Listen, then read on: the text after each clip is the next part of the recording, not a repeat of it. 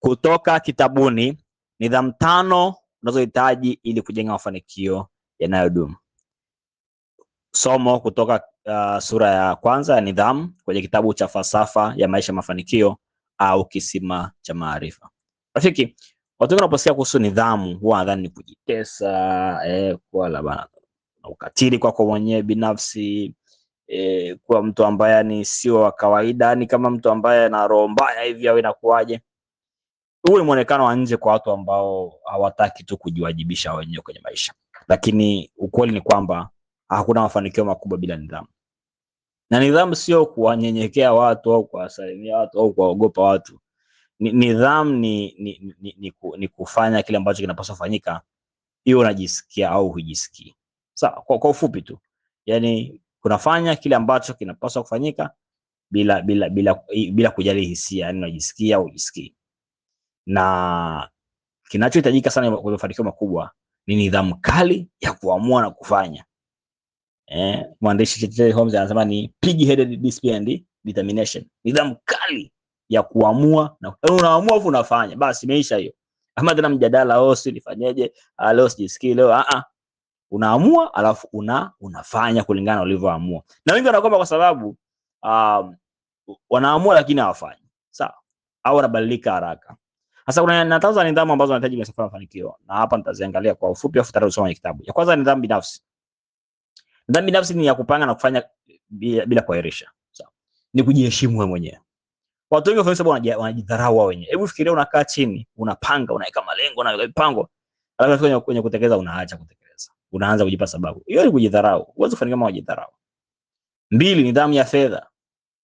Ukishakuwa pesa inayoingia ni ndogo kuliko inayotoka, yaani pesa inayotoka ni nyingi kuliko inayoingia, autoboy.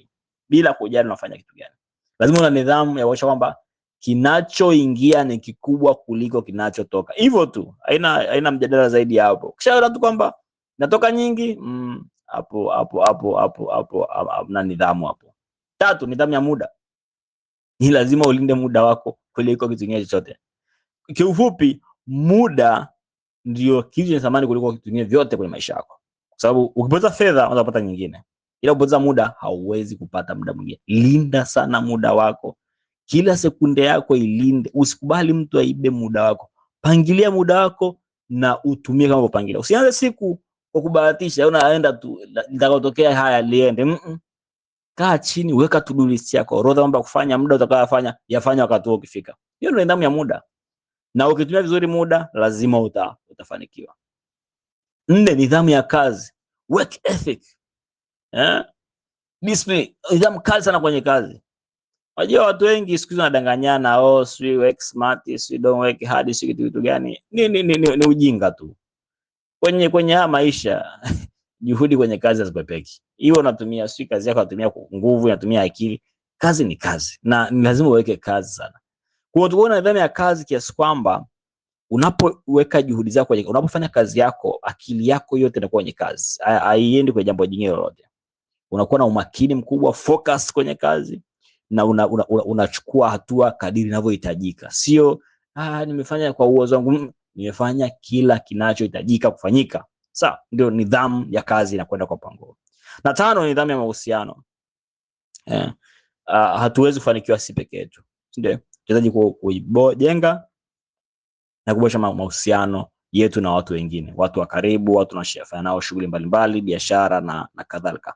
Kwa hiyo lazima tuimarishe mahusiano tuliyoko nayo, na kuhakikisha kwamba tunatenga muda na kuweka na kujali kwenye mahusiano ambayo tunakuwa nayo. Kwa hiyo hizi ni nidhamu 5 ambazo kama hauna na hujazijenga, safari itakuwa ni ngumu sana kwako.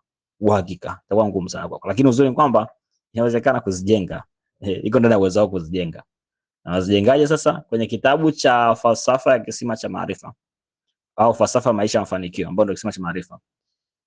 Sura ya kwanza nidhamu imeeleza hizo nidhamu 5, na kazi yako wewe ni kuzijenga kwa vitendo kwenye maisha yako. Ukizijenga hizi, maisha yako yanakwenda kuwa bora kabisa.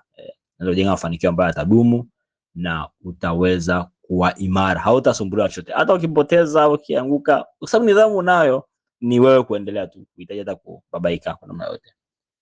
Jipatie kitabu hiki kama huna, kwa kuwasiliana namba 0756 69 0756 0756694090 na ukasome na kujenga nidhamu hizi 5. Asante na ukawa na siku bora kabisa leo.